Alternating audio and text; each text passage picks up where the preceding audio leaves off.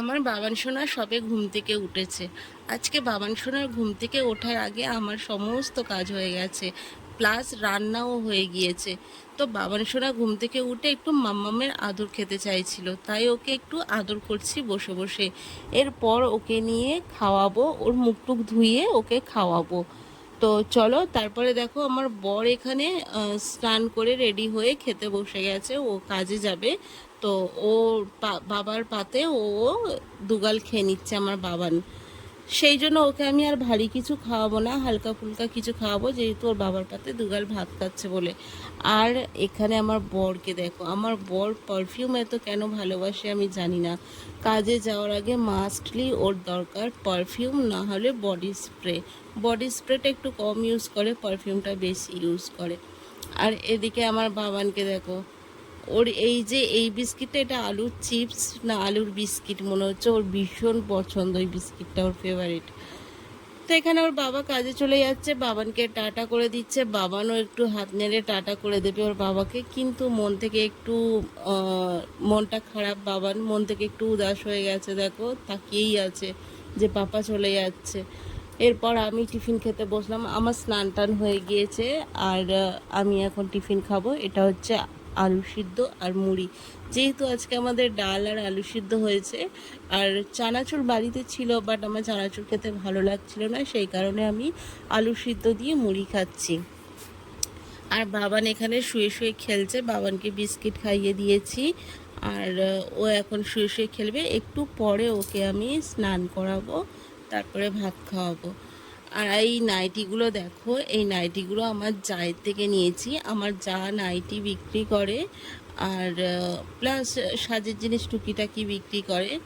তো আমার নাইটির খুব প্রয়োজন ছিল, মানে ওর বাবা আমাকে 3টে এবারে এনে দিয়েছে, কিন্তু আমি না বাবুকে নিয়ে কিনতে যেতে পারি না সচরাচর। যেহেতু ছেলে ছোট, তো ওই ঘুরে ঘুরে কেনাটা আমার পক্ষে সম্ভব হয় না। তো আমার যা বিক্রি করছিল আমি ওর থেকে নিয়ে নিয়েছি 6টা নাইটি। এই নাইটিগুলো এখন আমি তুলে রাখবো, আর প্রয়োজন মতো একটা দুটো করে বের করে পরবো। বাবানকে আমি এখানে একটু বকা দিয়েছিলাম, কারণ ও না স্নান করে উঠেই জামা কাপড় কিছুতেই পরতে চায় না। ওই জন্য দেখো আমার দিকে কেমনভাবে তাকিয়ে আছে, জামা কাপড় একদম পরবে না। আর ওকে জোর করে পরালে কাঁদবে, শুয়ে পড়বে। তো তখন না আমি একটু বকা দিয়েছি, তো চুপ করেছিল, আর চুপচাপ জামা কাপড়গুলো পরে নিয়েছে। কিন্তু পরে ফের খারাপ লাগছিল যে কেন বকলাম, কিন্তু না বকলেও তো হয় না, ওরা তো বুঝবে না ভালো মন্দ জিনিসটা কি। যেটা খারাপ জিনিস মা বকছে মানে এটা খারাপ জিনিস, তাহলে এই জিনিসটা ও বুঝবে।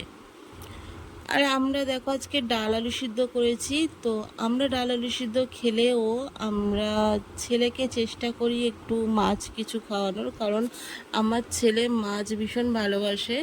তো আমরা যদি নিরামিষ খাই, যেদিন যদি নিরামিষ খাই, ওকে চেষ্টা করি যে মাছ ভেজে দিতে, মাছ ভেজে দিই, আর না হলে মাছের একটা আলাদা ছোট্ট করে একটা তরকারি করে দিই। বাবানকে খাইয়ে দিয়ে এখানে ঘুম পাড়িয়ে দিয়েছি, বাবান এখানে নিশ্চিন্তে ঘুমাচ্ছে, এবার আমি একটু নিশ্চিন্তে খেতে বসতে পারবো। তো দেখো এখানে আলু সিদ্ধ নিয়ে নিয়েছি আর ডাল নিয়ে নিয়েছি।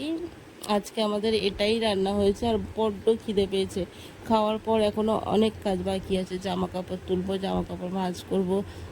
বিকালে যখন বাইরে গেলাম, আমাদের ঘরের সামনে দেখো একটা এই যে ছোট্ট সরু মতো লেজ দেখা যাবে, দেখো এটা একটা সাপ ছিল, তো মাটির ভেতর ঢুকে গেছে বলে আমি তোমাদেরকে আর দেখাতে পারিনি।